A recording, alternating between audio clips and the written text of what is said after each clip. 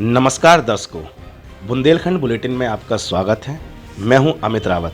जैसा कि आपको पता कि विधानसभा चुनाव का बिगुल आ चुका है। झांसी हमारे बीच समाजवादी पार्टी के ऐसे कद्दावर नेता जिन्होंने बहुजन समाज पार्टी छोड़कर समाजवादी पार्टी ज्वाइन की है, जो हमारे साथ जुड़े हुए हैं सीताराम कुशवाहा जी, जो इस समय चुनाव प्रत्याशी की लाइन में भी लगे हुए हैं। हम उनसे बात करते हैं। सीताराम जी, आपका स्वागत है बुंदेलखंड बुलेटिन में। नमस्कार। सबसे पहले हम आपसे जानकारी लेंगे कि आप जो चुनाव की लाइन में लगे हुए हैं, किन मुद्दों को लेकर चुनाव लड़ेंगे आप? ऐसा है, समाजवादी पार्टी के राष्ट्रीय अध्यक्ष माननीय अखिलेश यादव जी का ये उद्देश्य है कि जो दबे कुचले, बैकवर्ड, दलित, एससी, इन लोगों की हिमायत करना है, इन लोगों के लिए काम करना है। जो डॉक्टर भीमराव अंबेडकर जी की थीम थी, जो मानवर कांसीराम जी की थीम थी, जो डॉक्टर राम मनोहर लोहिया जी की सोच थी, उस आधार पर हमारे राष्ट्रीय अध्यक्ष जी काम कर रहे हैं और सारे लोगों को लेकर चल रहे हैं। उनकी सोच ये है कि जो बैकवर्ड के, दलित के जो अधिकार थे, उसका हनन किया जा रहा है और उनको कैसे रोका जाए। तो उन्होंने सबको जोड़ा, तमाम पार्टियों के लोग आकर भाजपा का इस्तीफा देके, कांग्रेस से इस्तीफा देके और पार्टियों से इस्तीफा देके समाजवादी पार्टी में सम्मिलित हो रहे हैं। बड़ी संख्या में सम्मिलित हुए, विधायक हुए, सांसद हुए, जिला पंचायत के सदस्य हुए, तमाम लोग सम्मिलित हो रहे हैं। तो हमारी पार्टी की सोच, हमारी राष्ट्रीय अध्यक्ष की सोच ये है कि हम बेरोजगारों को रोजगार दें, महिलाओं की सुरक्षा हो, देश प्रदेश में कानून का राज हो और जो बेरोजगार घूम रहे उन्हें रोजगार मिले, जो निजीकरण में हर विभाग जा रहे उनको रोका जाए, उनका राष्ट्रीयकरण हो, जो बैंकों को भी निजीकरण में दे रहे वो भी राष्ट्रीयकरण बैंक रहें, इनको निजीकरण में ना भेजा जाए। ये हमारे राष्ट्रीय अध्यक्ष जी की सोच है। उनकी सोच है कि अगर उत्तर प्रदेश में समाजवादी पार्टी की सत्ता आती है तो हम 300 यूनिट बिजली फ्री देंगे। विधवाओं को, वृद्धावस्था को जो 500 रुपया पेंशन मिलती है उनको 1500 रुपया करेंगे और जो बेरोजगार और मजदूरों को जो काम नहीं मिल रहे उनको काम मुहैया कराएंगे। जैसा कि आप जानते हैं कि जनता नेताओं से ज़्यादा खुश नहीं रहती है और कोई प्रत्याशी कितना भी अच्छा काम करे, जनता के मन को क्यों नहीं भाता, इस पर आपकी क्या राय है? देखिए, ऐसा है कि कुछ लोग तो ऐसे होते हैं, ऐसा नहीं है कि जनता के मन को जनप्रतिनिधि ना भाता हो।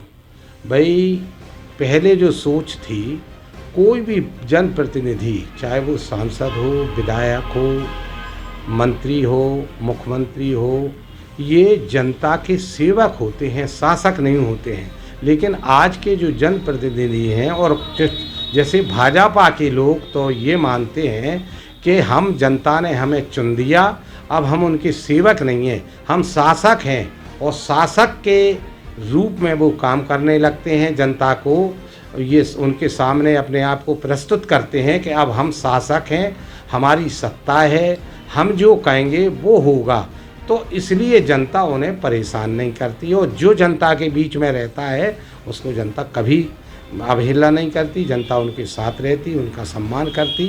तो हमारी तो सोच ये है कि भाई, जनता के बीच में सेवक के रूप में जो काम हो उसको आप करो, जो आपसे हो जाए। जनता का आदमी आपके बीच आ रहा तो आप उसके काम का प्रयास करें। अब काम होना ना होना एक अलग बात है, लेकिन प्रयास करना चाहिए। तो जनता कभी आपसे अलग नहीं रहेगी, कभी जनता जनप्रतिनिधि से दूर नहीं रहेगी। भारतीय जनता पार्टी कहती है कि महिलाएं भारतीय जनता पार्टी में सुरक्षित हैं, इसमें आपकी क्या राय है? देखिए साहब, भारतीय जनता पार्टी में अगर महिलाएं सुरक्षित हैं और होती तो इस प्रदेश में हाथरस जैसा कांड नहीं होता। इस प्रदेश में उन्नाव जैसा, सेंगर जैसे विधायक उस लड़की के साथ ये कांड नहीं करते। उसके चाचा को मार दिया गया, उसके ऊपर एसिड फेंक दिया गया। अगर महिलाएं और बेटियां सुरक्षित होती तो आज लोग भारतीय जनता पार्टी के गीत गाते और ये छोड़ कर पार्टी को नहीं आते। जो विधायक और सांसद हैं, हम कह रहे आज हमारे झांसी में देख लीजिए, कम से कम 10 ऐसे कांड हो गए जो दोहरे हत्याएं, तहरी हत्याएं, लेकिन आज तक नहीं खुल पाई। आप देखते हैं, आपने देखा होगा कि अभी 4 दिन पहले एक लड़के को गोली मारी गई और उसको बिल्कुल सटा के गोली मारी गई, उसके हाथ पैर तोड़ दिए गए, दिमाग की नस टूटी थी, उसकी हड्डी टूटी थी। तो और भारतीय जनता पार्टी के लोग कहते हैं कि हमारा कानून का राज है, माफियाओं का राज्य नहीं है। आज आप देख लें बड़े गांव गेट बाहर जाके कि ये शमशान घाट के सामने जो दुकानों का निर्माण हो रहा, वो किसका हो रहा, पूछ लो आप जाके। कारगिल पार्क में एक मकान धड़ल्ले से बन रहा, वो पूछो जाके कि वो किसका बन रहा। नेताओं द्वारा पार्टी छोड़ने का सिलसिला जारी है, इस पर आपका क्या कहना है? भाई, नेताओं का सिलसिला छोड़ने का समाजवादी पार्टी ने कभी किसी को आमंत्रण नहीं दिया कि आप कोई पार्टी छोड़ के आ जाओ। तमाम पार्टियों के लोग पार्टी छोड़कर आए, हमारे राष्ट्रीय अध्यक्ष जी ने उन्हें सम्मिलित कराया। अब रहा ये कि एक आध दो लोग अगर हटके और भारतीय जनता पार्टी में शामिल हो गए, तो जो लोग जिनको हाईलाइट किया जा रहा या जो आज दिखाया जा रहा, तो वो तो पहले ही भारतीय जनता पार्टी के साथ थे। वो योगी जी की पूजा कर रहे थे, वो मोदी जी की पूजा कर रहे थे, वो बड़े बड़े कार्यक्रमों में उन्हें चंदा दे रहे थे। और आज अगर ये मान लिया जाए कि भाजपा में लोग शामिल हो रहे, तो ये नहीं है। भाई, भाजपा की नीतियां लोगों को नहीं भाई, इसलिए छोड़कर वो समाजवादी पार्टी में शामिल हो रहे। समाजवादी पार्टी के नेता मुलायम सिंह जी की छोटी बहू ने, अपर्णा यादव ने भारतीय जनता पार्टी ज्वाइन की है, इसमें आपका क्या कहना है? देखिए, मैंने तो अभी आपसे कहा बिना नाम लिए कि अपर्णा जी तो पहले से मोदी जी और योगी जी के संपर्क में थी और उन्होंने तो उन्हें चंदा भी दिया कई बार, उनकी वे साथ रहती थी, उनका मान सम्मान करती थी। आज तो उसको हाईलाइट ज़बरदस्ती किया जा रहा कि वो साहब अपर्णा उनकी बहू उनके साथ, वो तो पहले से ही थी। अच्छा, ऐसा क्या विशेषताएं हैं जो आप जनता को बताना चाहते हैं कि वह इस बार आपको बतौर राज तिलक करके विधानसभा पहुंचा है?